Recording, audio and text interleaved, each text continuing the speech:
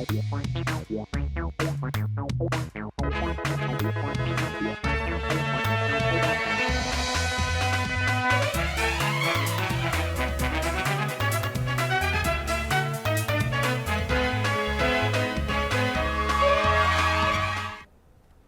आप देख रहे हैं राष्ट्रीय समाचार और मैं हूं आपके साथ प्रिया पांडे। आइए एक नजर डालते हैं आज की हेडलाइंस पर। 7 लोक कल्याण मार्ग पर पीएम मोदी ने केरल के बीजेपी जनप्रतिनिधियों से किया संवाद, जमीनी संगठन और जनसेवा पर जोर। शंकराचार्य अवमुक्तेश्वरानंद पर यौन शोषण के आरोप, कोर्ट के निर्देश पर जांच शुरू, अगली सुनवाई 13 फरवरी। आर्थिक संकट से जूझ रहे राजपाल यादव के लिए बॉलीवुड एकजुट, सलमान, अजय, सोनू के बाद अनूप जलोटा ने भी दी आर्थिक मदद। मुंबई एयरपोर्ट पर बड़ा खुलासा, लंदन से आई यात्री के पास से ईस्ट इंडिया कंपनी कुषाण और मुगल काल के दुर्लभ सोने चांदी के सिक्के जब्त। ग्रैमी 2026 में सूरत की टीना रांका का दिव्य कुटीर छावा, 12 किलो पीतल साड़ी से भारतीय संस्कृति ने रेड कारपेट पर बिखेरी चमक। प्रधानमंत्री नरेंद्र मोदी ने नई दिल्ली स्थित 7 लोक कल्याण मार्ग पर केरल के चुने हुए भाजपा पंचायत सदस्यों, नगरपालिका सदस्यों और निगम प्रतिनिधियों से मुलाकात कर संवाद किया। इस दौरान उन्होंने जमीनी स्तर पर संगठन की मजबूती, जनसेवा आधारित कार्यशैली और स्थानीय निकायों की भूमिका पर भी जोर दिया। प्रधानमंत्री ने प्रतिनिधियों से उनके क्षेत्रों के अनुभव और विकास कार्यों, जन समस्याओं के समाधान को लेकर चर्चा की तथा उन्हें पारदर्शिता और जवाबदेही, जनता से निरंतर संवाद बनाए रखने का भी संदेश दिया। बैठक को संगठनात्मक मजबूती, दक्षिण भारत में पार्टी के विस्तार के नजरिए से महत्वपूर्ण माना जा रहा है। बिहार विधानसभा में सदन के शुरू होते ही विपक्ष के विधायकों ने सदन का बहिष्कार किया और सरकार को हर एक मुद्दों पर फेल बताया।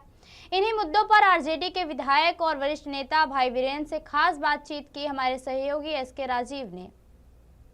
तो बात करने के लिए मौजूद हैं आरजेडी के सीनियर लीडर भाई वीरेंद्र।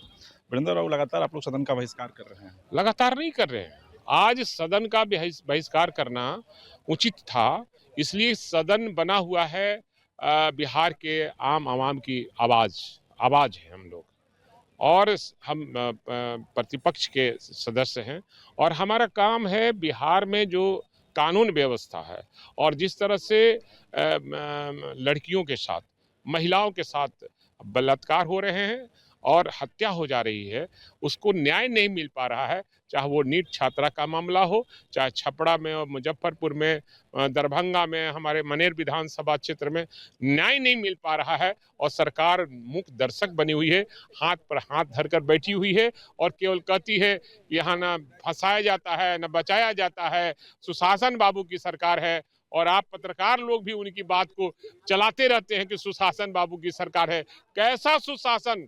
जिस प्रदेश का मुख्यमंत्री बीमार हो और वो समय पर दवा नहीं खाता हो और जिस भाषा का प्रयोग दोनों सदनों में करते रहे हैं नेता विरोधी दल के साथ, वो माफी योग नहीं है। मैं मांग करता हूं आपके माध्यम से कि दोनों सदन में जाकर और माफी मांगे कि जो हम किया है हमें सदन माफ करें। वजह क्या मानते हैं इसके पीछे?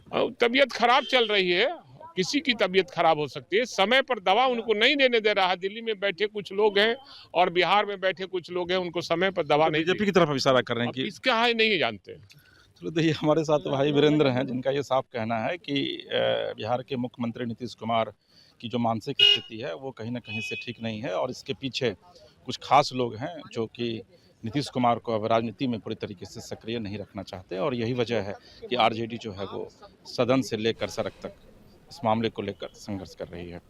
पटना से कैमरा पर्सन विकास के साथ एसके राजीव, राष्ट्रीय समाचार। लखनऊ में बजट और सफाई महोत्सव को लेकर सियासी बयानबाजी तेज हो गई है। डिप्टी सीएम केशव प्रसाद मौर्य ने कहा कि विपक्ष महोत्सव के नाम पर अश्लीलता चाहता है, जो अब नहीं होने दी जाएगी। उन्होंने कहा कि सरकार धार्मिक स्थलों के विकास और युवाओं को सशक्त बनाने पर काम करेगी और अब सफाई महोत्सव नहीं होगा। वहीं सपा विधायक आर.के. वर्मा ने बजट को पूरी तरह निराशाजनक बताते हुए कहा कि युवा रोजगार को लेकर जवाब मांग रहा है। कांग्रेस विधानमंडल दल की नेता आराधना मिश्रा मोना ने भी बजट को किसानों, युवाओं और महिलाओं के लिए निराशाजनक बताया। दूसरी ओर कैबिनेट मंत्री नंदगोपाल गुप्ता नंदी ने कहा कि प्रधानमंत्री नरेंद्र मोदी के निर्देश पर 9 लाख रुपए से अधिक का बजट पास हुआ है, जो प्रदेश की 25 करोड़ जनता और देश की तरक्की के लिए बेहतर साबित होगा।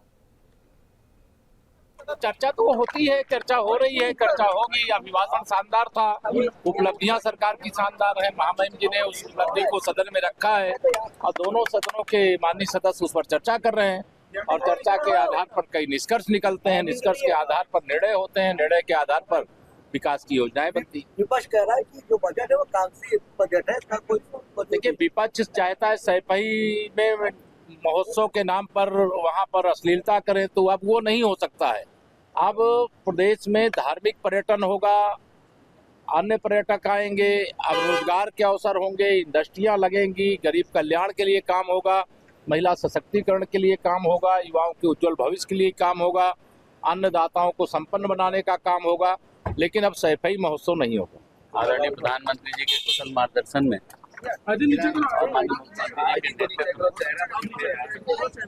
जो उत्तर प्रदेश में 9वां बजट पास हुआ है 9 लाख करोड़ से ज्यादा का, ये प्रदेश की खुशहाली के लिए, प्रदेश की तरक्की के लिए और प्रदेश की 25 करोड़ जनता के लिए, प्रदेश के अंतिम गांव तक विकास की रोशनी पहुंचे, अंतिम व्यक्ति तक सरकार की योजनाओं का लाभ पहुंचे, इसके लिए ये बजट खुशहाली का बजट है। मैं आप सबके माध्यम से सरकार से ये पूछना चाहता हूँ कि उत्तर प्रदेश का वह नौजवान पूछ रहा है जो गुजरात की साड़ी की कंपनियों में जाकर के रोजगार पाता है, अपने परिवार का पेट पालता है। उत्तर प्रदेश का नौजवान पूछ रहा है जो मुंबई की सड़कों पर जाकर के टैक्सी चलाता है, वो कह रहा है मेरी घर वापसी कब कराओगे। उत्तर प्रदेश का नौजवान पूछ रहा है कि जो दिल्ली की सड़कों पर पटरी का व्यवसाय करता है, उसको उसके प्रदेश में, उसके जिले में रोजगार कब मिलेगा, या पूछ रहा है। छात्र पूछ रहा है उसको नेशनल स्तर की यूनिवर्सिटी आप कब दोगे। छात्र पूछ रहा है, जो प्रतियोगी परीक्षा का छात्र है वो पूछ रहा है कि उसको नौकरियों की व्यवस्था इस बजट में क्यों नहीं की, नौकरियों का सृजन क्यों नहीं किया, भर्तियां निकालने की बात क्यों नहीं करी गई। नीचे करो भाई, हमें क्यों नीचे कर रहे हो। ये खोखला बजट जो उन्होंने पेश किया है, जो दिशाहीन है, पूरी तरह से सरकार को ने किसानों को, महिलाओं को, नौजवानों को हर तरह से निराश किया है और इसकी जवाबदेही हम सदन में देंगे। प्रयागराज माघ मेले से जुड़े विवाद के बीच ज्योतिषी पीठ के शंकराचार्य स्वामी अविमुक्तेश्वरानंद सरस्वती पर यौन शोषण के गंभीर आरोप लगे हैं। श्री कृष्ण जन्मभूमि मुक्ति निर्माण ट्रस्ट के अध्यक्ष आशुतोष ब्रह्मचारी ने आरोप लगाते हुए 28 जनवरी को प्रयागराज जिला कोर्ट में धारा 173 के तहत अर्जी दाखिल की है। मामले की सुनवाई ADGP rape and POCSO special court में हो चुकी है और वादी के बयान भी दर्ज किए गए हैं। कोर्ट के निर्देश पर झूसी थाना पुलिस जांच कर रही है और अगली सुनवाई 13 फरवरी को निर्धारित है। शिकायतकर्ता का दावा है कि नाबालिग बच्चों के साथ कथित शोषण हुआ है और उनके पास संबंधित साक्ष्य भी मौजूद है। वहीं स्वामी अविमुक्तेश्वरानंद ने आरोपों को निराधार और दुर्भावनापूर्ण बताते हुए कहा कि उन्हें उनके धार्मिक अभियानों के कारण फंसाया जा रहा है। उन्होंने कहा कि उन्होंने भी अदालत में शिकायत दी है और न्यायालय पर भरोसा जताया है। मामले में आगे की सुनवाई के बाद ही स्थिति भी स्पष्ट होगी। देखिए, पहले तो शंकराचार्य नहीं है, माननीय सुप्रीम कोर्ट का आदेश है कि कोई शंकराचार्य इस पीठ का नहीं लिख सकता है। दूसरा विषय ये है कि जब हम पुलिस में गए तो हमारी रिपोर्ट दर्ज नहीं हुई, हम कमिश्नर साहब के गए वहाँ भी नहीं हुई, तो हमने माननीय न्यायालय में एक प्रार्थना पत्र 173(4) के तहत मुकदमा दर्ज पंजीकृत कराने के लिए दिया है, जिसमें माननीय न्यायालय ने थाने से रिपोर्ट मंगाई। थाने से रिपोर्ट जाने के बाद माननीय न्यायालय संतुष्ट नहीं हुए। उन्होंने स्पष्ट रूप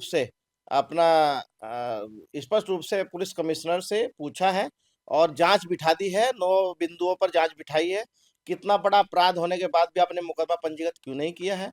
तमाम बहुत सारी चीजें हैं, सीसी कैमरे हैं और कोर्ट डिटेल्स हैं और वहाँ की गवाहों के बयान, सब चीज उन्होंने लिखा है।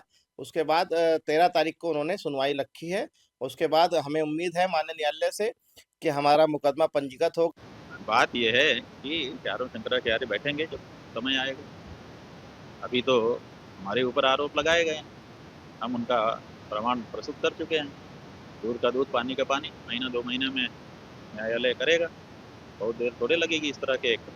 इसमें तो विचारण जल्दी होना चाहिए, तो विचारण होगा। और दूसरी बात यह है कि इस एक्ट में ये नियम है कि इस एक्ट में ना तो बच्चे की पहचान को सामने किया जाए, ना तो दूसरे किसी की पहचान को सार्वजनिक किया जाए, फिर भी वो लोग करते चले जा रहे हैं। इसका मतलब है कि वो ये नहीं चाहते हैं कि इसका निराकरण हो, वो ये चाहते हैं कि इनका नाम बदनाम किया। तो नाम बदनाम करने के लिए वो आगे बढ़े हुए। क्या जनता ये समझती नहीं है? जनता सब समझ रही है, सब देख रही है कि तुम क्या कर रहे हो। जो चाहो करो, लेकिन अब तो गाय माता के बारे में सनातनी जनता खड़ी हो रही है और आपको गौ माता को प्रतिष्ठा देनी होगी और गौ हत्या और गौ मांस का व्यापार आपको बंद करना होगा। यही हमारा कहना है और हम आपके इस तरह के किसी भी प्रयास से बिल्कुल भयभीत नहीं हैं।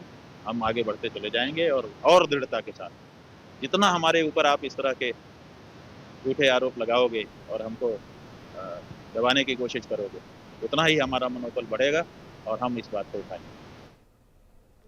बॉलीवुड अभिनेता राजपाल यादव को आर्थिक संकट के दौरान फिल्म इंडस्ट्री के कई बड़े सितारे समर्थन दे रहे हैं। सोनू सूद, सलमान खान और अजय देवगन और वरुण धवन के बाद अब मशहूर भजन गायक अनूप जलोटा ने भी उनके लिए 5 लाख रुपए की आर्थिक मदद का ऐलान किया है।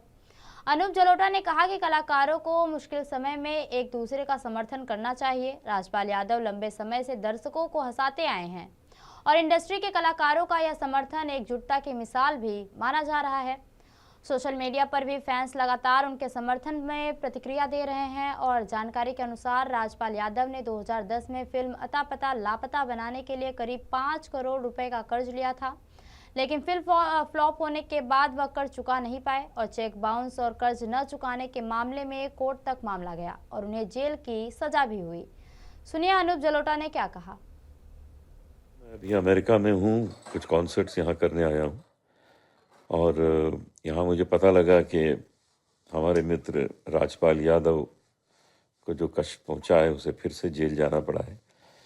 ये जीवन में ऊंच नीच चलती रहती है, तकलीफ़ें आती हैं जाती हैं। मित्रों को सहायता करनी चाहिए। मैं जानता हूँ कि बहुत लोग इसमें बड़ी बड़ी राशि से मदद कर रहे हैं। मैं भी अपनी ओर से 5 लाख रुपए भेज रहा हूँ। भाई ईश्वर से यही प्रार्थना है कि नेक्स्ट हियरिंग में इन सब पैसों से उसका काम हो जाए। मुंबई एयरपोर्ट पर कस्टम विभाग ने बड़ी कार्रवाई करते हुए अंतर्राष्ट्रीय तस्करी के कई मामलों का पर्दाफाश किया है। 4 जनवरी से 11 फरवरी 2026 के बीच airport commissionerate Mumbai custom zone 3 के अधिकारियों ने करीब 18.22 करोड़ रुपए का मूल्य का माल जब्त किया है। इसमें 16.756 किलोग्राम हाइड्रोपोनिक वीट और 246.75 कैरेट नेचुरल और लैब ग्रोइन डायमंड, 104 ग्राम 24 कैरेट सोना और करीब 1.13 करोड़ रुपए की विदेशी करेंसी भी शामिल है। इस कार्रवाई में बैंकॉक से आए यात्रियों समेत कई मामलों का खुलासा हुआ। ड्रग्स तस्करी में गिरफ्तार लोगों को एनडीपीएस एक्ट के तहत कार्रवाई की गई है और कुल 8 आरोपियों को गिरफ्तार भी किया गया है और पूछताछ भी जारी है। अधिकारियों के अनुसार यह कार्रवाई एपीआईएस प्रोफाइलिंग और विशेष सूचना के आधार पर की गई थी और तस्करी नेटवर्क से जुड़े अन्य लोगों की तलाश भी जारी है।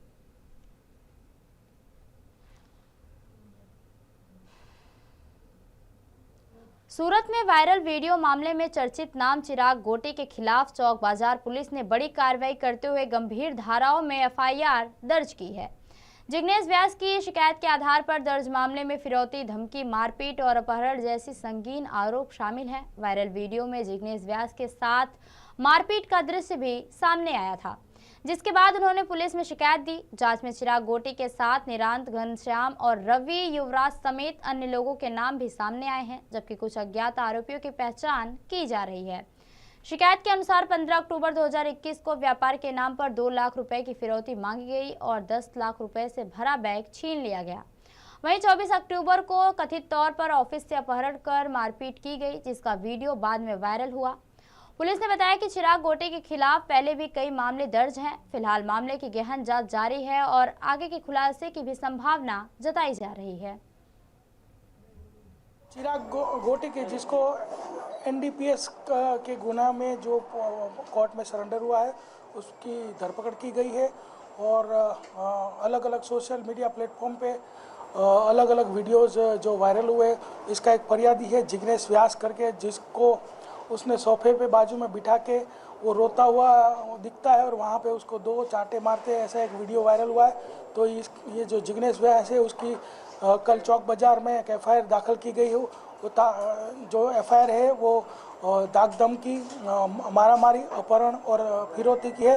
वेपन की जो इन्वेस्टिगेशन है वो चालू है, लेकिन ये जो गुना है उसमें वेपन की कोई बात नहीं है। अलग गुना दाखिल होगा और उसमें वेपन आएगा तो उसको भी रिकवर करेंगे और उसके भी कलम हम ऐड करेंगे। अभी तक जो एनडीपीएस का एक है वो उसमें अरेस्ट किया है, एक अभी कल दाखिल किया और उसके पुराने 7 जो है वो सब मारामारी, दाग धमकी, बायोडीजल के जो गुना है वो उन पे रजिस्टर्ड है।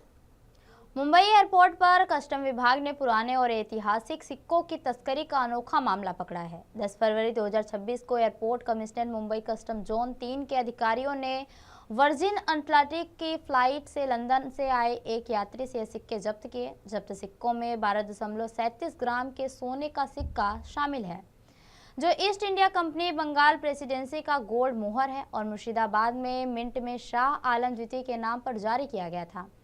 इसके अलावा 8 ग्राम का सोने का सिक्का, प्राचीन कुषाण साम्राज्य के शासक हुविश्क का गोल्ड दिनार और 11.44 ग्राम का चांदी का सिक्का मुगल बादशाह जहांगीर के समय का रुपया है, जो अहमदाबाद के टकसाल का बताया गया है। कस्टम के अधिकारियों ने इसे तस्करी का अनोखा तरीका बताया और मामले की जांच और यात्री से पूछताछ जारी है और अधिकारियों का कहना है कि आगे और खुलासे भी हो सकते हैं।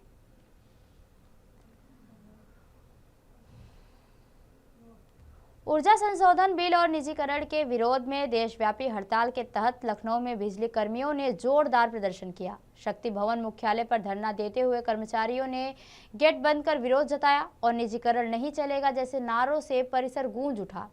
विद्युत कर्मचारी संयुक्त संघर्ष समिति समेत प्रदेश भर में कर्मचारी हड़ताल में शामिल रहे और 27 लाख बिजली कर्मियों की एकजुटता का दावा किया गया। प्रदर्शनकारियों ने ओल्ड पेंशन स्कीम यानी ओपीएस बहाली और संविदा कर्मियों की छंटनी रोकने और उत्पीड़नात्मक कार्रवाई वापस लेने की मांग उठाई है। निजीकरण से महंगी बिजली जैसे पोस्टर बैनर के साथ सड़कों पर उतरे और कर्मचारियों ने केंद्र और राज्य सरकार के खिलाफ नारेबाजी की। शक्ति भवन के बाहर भारी पुलिस बल भी तैनात रहा। हड़ताल के चलते प्रदेश भर में बिजली सेवाओं पर असर पड़ने की भी आशंका जताई जा रही है।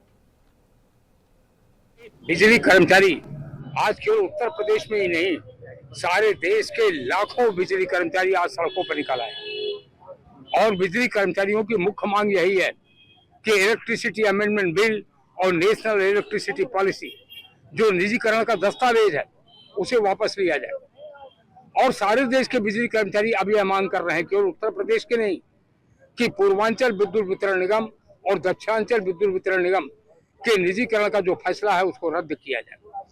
बिजली कर्मियों की यह भी मांग है कि जो आउटसोर्स एम्प्लॉई हैं, संविदा कर्मचारी हैं, उनको छटनी बंद की जाए, उनको नियमित किया जाए, उनको रेगुलर किया जाए और पावर सेक्टर के कर्मचारियों के लिए पुरानी पेंशन बहाल की जाए। यह मोटी मोटी मांगे हैं जिनको लेकर आज पूरे देश में 27 लाख बिजली कर्मचारी और इंजीनियर सड़कों पर उतर आए हैं। हर जिले में देश भर में प्रदर्शन हो रहा है और एक चेतावनी आज हमने दिया है। हमारी चेतावनी है कि यदि संसद के बजट सत्र में केंद्र सरकार ने इलेक्ट्रिसिटी अमेंडमेंट बिल पारित करने की कोशिश की, कोई जबरदस्ती हुआ, रश थ्रू हुआ, तो हम और कोई नोटिस नहीं देंगे। देश के 27 लाख बिजली कर्मचारी उसी समय हड़ताल शुरू कर देंगे जिसको हम लाइटनिंग स्ट्राइक का नाम देते हैं, जिसकी सारी जिम्मेदारी सरकार की होगी, केंद्र की और राज्य की। केंद्र सरकार के 4 लेबर कोड के विरोध में ट्रेड यूनियनों द्वारा बुलाई गई राष्ट्रव्यापी हड़ताल का असर जहानाबाद में भी व्यापक रूप से देखने को मिला। विभिन्न संगठनों से जुड़े सैकड़ों कार्यकर्ता तख्ती बैनर लेकर सड़कों पर उतरे और केंद्र सरकार के खिलाफ नारेबाजी की। शहर के अलग अलग हिस्सों में रैली निकालते हुए प्रदर्शनकारी अरवल मोड़ पर एकत्र हुए, जहां प्रदर्शन के दौरान NH 110 और पुराने NH 83 पर जाम लग गया, जिससे यात्रियों को परेशानी हुई। प्रदर्शनकारियों ने आरोप लगाया कि नए श्रम कानून मजदूर विरोधी है और इससे कार्य अवधि 8 घंटे से बढ़ाकर 12 घंटे की जा सकती है तथा कई कल्याणकारी प्रावधान समाप्त हो जाएंगे। हड़ताल में आंगनबाड़ी, आशा, बैंक, बीमा और डाक कर्मियों समेत कई विभागों के कर्मचारी शामिल रहे। ट्रेड यूनियन नेताओं ने 4 लेबर कोड वापस लेने और पूर्व के 44 श्रम कानून बहाल रखने, मनरेगा को पुनः लागू करने और किसानों को फसल का 1.5 गुना मूल्य देने, अस्थायी व ठेका कर्मियों को नौकरी की सुरक्षा देने की मांग की है और साथ ही चेतावनी दी है कि अगर मांगे नहीं मानी गई तो आंदोलन और भी तेज किया जाएगा।